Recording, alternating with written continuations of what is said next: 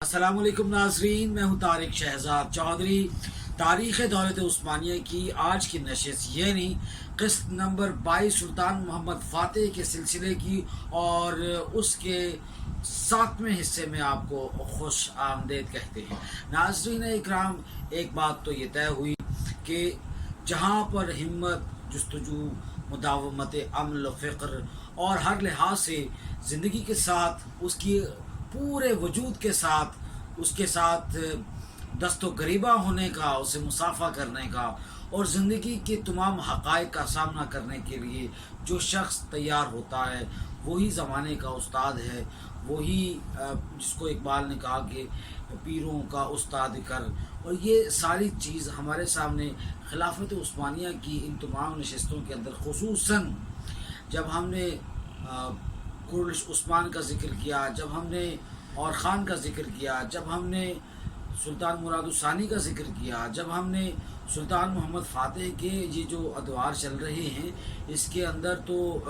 बल्कि मुझे कहना चाहिए कि कोई अंदाज़ा कर सकता है उसके ज़ोर बाजू का, निगाह मर्द मोमिन से बदल जाती हैं तकदीरें। तो ये वो असल में अज़्म समीम है और पैवस्तगी फ़िक्र है अपनी कि उन्होंने उन तमाम हालात की चीरा दस्तियों का भी मुकाबला किया। एक तरफ अब हमने जो पीछे देखा कि उनका वो जो चलता फिरता कला था समंदर के अंदर, वो भी गर्क हुआ। सुल्तान ने कहा 4 और कले बनाएंगे, उन्होंने उसके लिए बड़ी कोशिश की, लेकिन बाद में जो अंदर के जो ज़ेरी तबका था, मजलिस जो थी, उन्होंने कहा कि अभी ऐसी इस तरह की जो सरगर्मियाँ उससे हम पे दूर हटना चाहिए। और क्योंकि हौसले जो हैं वो पहले कुछ सिपाहियों के पस्त हो चुके हैं और कुछ का लफ्ज़ जो है ये मुतअल्लिक़न और मुअल्लिक़न है। हकीकत ये है कि काफ़ी सारे जो फ़ौजी थे वो बेचारे परेशान थे कि सुल्तान की हिकमत अमली जो है वो कारगर नहीं हो रही। दूसरी जगह पर जब देखते हैं तो वो अंग्रेज़ी का एक मुहावरा है कि when it has the seasons then the florals. लेकिन जब वो मामला ना हो रहा हो तो दूसरी तरफ सुल्तान ने फिर एक नई तदबीर सोची। ये सारी तदाबीर जो हैं इस हवाले से उन्होंने फ़ैसला किया सुल्तान मोहम्मद फ़ातेह ने कि वो कुस्तुनतीन को एक और ख़त लिखेंगे। और ये असल में मुज़ाकराती दौर का एक ऐसा ख़त है, ये ख़त के ज़रिए ही मुज़ाकरा हो रहा था। तो कुस्तुनतीन को लिखे गए ख़त में सुल्तान ने कहा कि जनाब आप ये शहर हमारे हवाले कर दें, हम ये नहीं चाहते खूनरेज़ी हो और इतना ज़्यादा इसके अंदर कत्ल गारत और खून आशाम गलियाँ और बाज़ारों के अंदर इंसानों के लाशें पड़े हों, हम ये नहीं चाहते। इसलिए आप ये मुनासिब होगा कि आप शहर हमारे हवाले कर दें। जो लोग जाना चाहें उनको आज़ादी है, जो लोग रुकना चाहें उनके लिए मसला कोई नहीं, हम उनको तहफ़्फ़ुज़ देंगे, इबादत का मामलात। ये वो तकरीबन उसी तरह का ख़त है जिस तरह का ख़त उन्होंने मतलब पहले जो मुज़ाकराती अमल जो पहला था उसके अंदर अंजाम पाया था। लेकिन सुल्तान फ़ातेह की जो पॉलिसी है और उसकी जो हिकमत अमली है वो कोई एक रोया या 2 रोया या 6 रोया नहीं, वो हर बदलते हुए लम्हे के साथ एक नई पॉलिसी के साथ, एक नए अंदाज के साथ और एक नई हर आन नई मौज वाला जो सिलसिला है, हर जर्स और हर साथ उनके यहाँ तब्दीलियों का एक सिलसिला हमारे सामने रूनुमा है और वो ज़हूर पज़ीर है। तब्दीलियों का एक ख़ास फ़िक्री वहाज़ पर भी उनका ये जो मजलिस शूरा के साथ बातचीत करना है। अब ये जब उन्होंने ख़त लिखा और इसके अंदर शहर की हवालगी का, कुस्तुनतनिया की हवालगी का मुतालबा किया, तो ये किताब है सुल्तान मोहम्मद फ़ातेह की, इस हवाले से बहुत उम्दा बड़ी मुहक़्क़िक़ाना किताब है। सालिम रशीदी साहब सफ़ा नंबर 122 पर लिखते हैं कि जब ये सारा मामला हुआ तो ख़त पढ़ने के बाद कुस्तुनतीन ने अपनी मजलिस शूरा का इजलास बुलाया और इस सारे का सारा कज़िया उनके सामने रख दिया। अब इसके बाद जब मुशावरत हुई तो कुछ लोगों ने कहा कि सुल्तान मोहम्मद फ़ातेह इस वक्त अपने हर वसीले के साथ और दस्तयाब वसाइल के साथ मौजूद है, को कि उन्हें इस वक्त کچھ شکست کا بھی سامنا ہے، بلکہ مسلسل شکست ہے، لیکن ہماری فوجیں جواب دے رہی ہیں، ان کی ہمت جواب دے رہی ہے، اور وہ ہے کہ وہ بدستور ایک سلسلہ جو ہے وہ کیے جا رہے ہیں، حملوں کا جاری ہے، اس لیے ہمیں یہ شہر ان کے حوالے کر دینا چاہیے۔ کچھ نے کہا کہ ہمیں خون کے آخری قطرے تک لڑنا چاہیے۔ یہ بات یہیں پہ یہ سلسلہ جب چل رہا ہے تو اس کے بعد پھر ایک اور کتاب ہے، اس میں یہ لکھا عبدالاسلام فہمی صاحب ہیں، کتاب ان کی بھی سلطان محمد فاتح کے نام سے ہے، صفحہ نمبر 116۔ یہ لکھتے ہیں کہ انہوں نے جب جواب لکھا قسطنطین نے، تو اس نے کہا کہ میں جناب سلطان محترم کا بہت شکر گزار ہوں کہ ان کو صلح کا خیال آ گیا، اور ان کے اس فیصلے کو میں قدر کی نگاہ سے دیکھتا ہوں، لیکن ہونا اس میں یہ چاہیے کہ جو ساتھ میں تجاویز انہوں نے اپنی دی کہ میں آپ کو جزیہ دینے کے لیے تیار ہیں، آپ کے ساتھ دیگر معاملات میں ہم تعاون بڑھانے کو تیار ہیں، اور باقی ساری چیزیں ہو سکتی ہیں، لیکن اگر آپ یہ کہیں کہ میں خالی نظر اور نہتے ہاتھ میں آپ کو قسطنطنیہ حوالے کر دوں تو یہ ایسا نہیں ممکن، میں قطعی طور پر اپنے خون کے آخری قطرے تک لڑوں گا۔ پھر اسی کتاب میں انہوں نے لکھا کہ میں یا تو شہر کی حفاظت میں کامیاب ہو جاؤں گا یا اس کی فسینوں کے نیچے میں دفن ہو جاؤں گا۔ اب حالات آپ کے سامنے ہیں، جب قسطنطین کو مطلب یہ ساری اس کی اپنی ہمت جوئی تھی اور اس کا یہ اپنے قسطنطنیہ کو بچانے کے لیے جذبہ تھا، تو سلطان کو یہ جو جوابی خط ہے اس کا، یہ پڑھنے کے بعد یقین ہو گیا کہ قسطنطین جو ہے وہ ان فصیلوں کے اندر جائے بغیر اور ان کے ساتھ جنگ کیے بغیر اور ان کو باقاعدہ شمشیر و سنا آمنے سامنے آئے بغیر یہ سلسلہ ہو نہیں سکتا کہ یہ شہر مفتوح ہو، آزاد ہو۔ اب سلسلہ یہ تھا کہ انہوں نے اس کو سارے معاملات جو ہیں جاننے کے بعد، کتاب میں آپ کو بتاتا ہوں کہ یہ بھی تاریخ دولت عثمانیہ پہ ایک بڑی معروف کتاب ہے، اس کا نام ہے فی تاریخ السلاطین، اور یہ تاریخ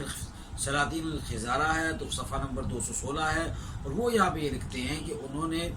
سلطان نے اس کے بعد پھر توپ خانے کو حکم دیا کہ ٹکا کر یہاں پر بمباری کی جائے۔ انہوں نے بڑی شدید بمباری کی، اور اتنی بمباری ان کی فسینوں پر ہوئی قسطنطنیوں کے کہ ان کے برج بھی ہل کے رہ گئے، اور اب تو ایسا معمول ہو چکا تھا کہ سلسلہ جو ہے وہ جنگ و جدل کا نہ دن نہ رات، اور اتنی گولہ باری ہوئی کہ کئی توپیں جو ہیں ان کے بیرل پھٹ گئے، اور سلطانی خاص طور پر جو توپ تھی اس کا تو وہ پورا کا پورا دھانا جو ہے وہ تباہ ہو گیا۔ وہ چونکہ بیرل جو ہے وہ گرم ہو جاتی تھی گولے برسا کے، اور بہت شدت سے گولہ باری ہو رہی تھی۔ اس کے بعد پھر اوربان جو تھا، وہ جو ان کا مہندس تھا، انجینئر تھا سارے توپ خانے کا، اس نے پھر اس کو ان توپوں کو باقاعدہ ان کو مرمت کیا، اور یہ سلسلہ ساتھ ساتھ چلتا بھی رہا، لیکن جنگ نہیں روکی سلطان نے، اور سلطان خود کے سارے کام کھڑے ہو کے سر پہ کرواتا رہا۔ اس نے کہا کہ ان کو تیل کے اندر ٹھنڈا کرے بیرلز کو، پھر وہ ان کے ساتھ ساتھ مطلب توپوں کا یہ سلسلہ توپچیوں کا بدلنے کا جاری رہا کہ توپچی جو ہے اپنی اپنی ڈیوٹی پر، اپنی اپنی باری پر یا اپنی اپنی شفٹ پر آئیں گے، لیکن توپوں کو آرام نہیں تھا، اور یہ سلسلہ ایسا جاری رہا کہ شدید قسم کی جو ہے بمباری ہوئی، اور یہ جو کامیاب رہا تھا، جو ایک بہت اچھا ایک تجربہ تھا کہ توپوں کو ان کی بیرلز کو ٹھنڈا کیا جائے تیل کے ساتھ۔ تو یوں پھر ایک کتاب ہے جی الفتوح الاسلامیہ عبر العصور نام ہے ان کا، رائٹر جو ہے صفحہ نمبر 376، یہ لکھتے ہیں کہ اب مسلمان توپچیوں کے گولے فسینوں کے اندر جا کر گرنا شروع ہو گئے، اور شہر کے کئی تو وسط میں جا کر گر رہے تھے، اور ایک پہلے جس طرح وہ زیر زمین سرنگوں کی آوازیں آ رہی تھی، نیچے سے دھمک کی آوازیں، دز دز کی آوازیں، اور عجیب عجیب قسم کے وہاں سے ان کو مخبوط الحواس کیے رکھے تھے، اسی طرح سے اب جیسے جو شہر کے وسط کے اندر اور کلیساؤں کے صحنوں کے اندر اور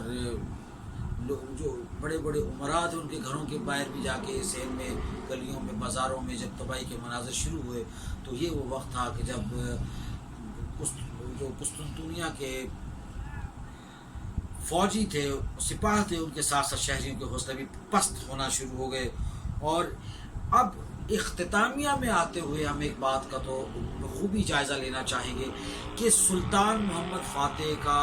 وہ چلتا پھرتا قلعہ بھی کامیاب نہ ہوا، اس کی وہ اسکیم بھی کامیاب نہ ہوئی، زیر زمین سرنگیں بھی کامیاب نہیں ہو رہی،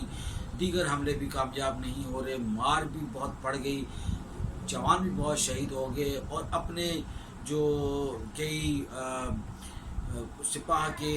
عمدہ بڑے دلیر بڑے جرری قسم کے جوان جو ہے ان کی ہمت جو ہے وہ بھی اس وقت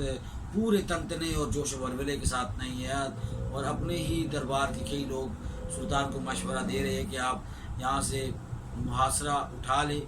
اس دوران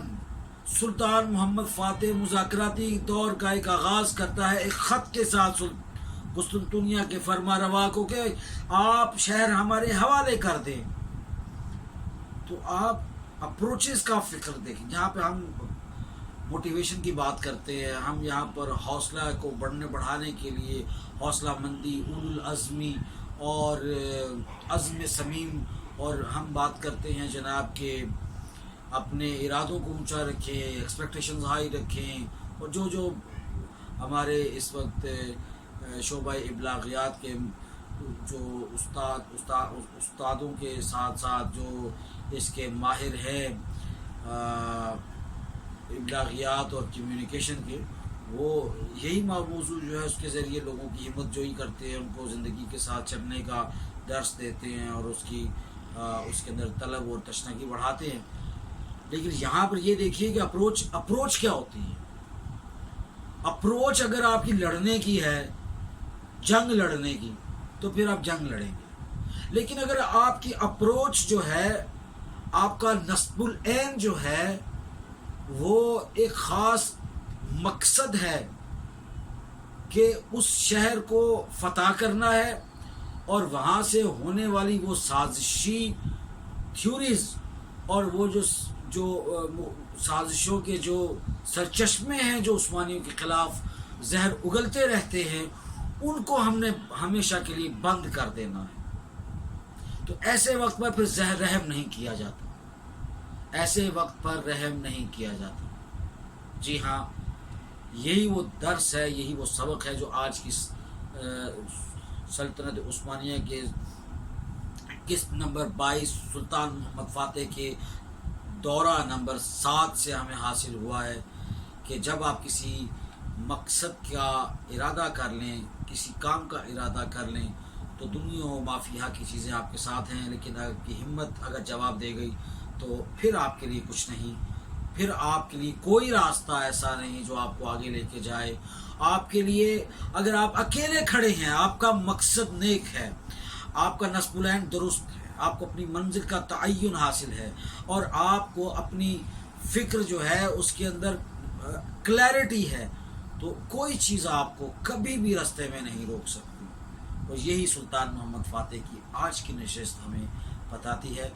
آئندہ آنے والی نشست یعنی کہ 8ویں دور کے ساتھ دوبارہ آپ کی خدمت میں حاضر ہوں گے، تب تک کے لیے اجازت دیجیے۔ اللہ حافظ۔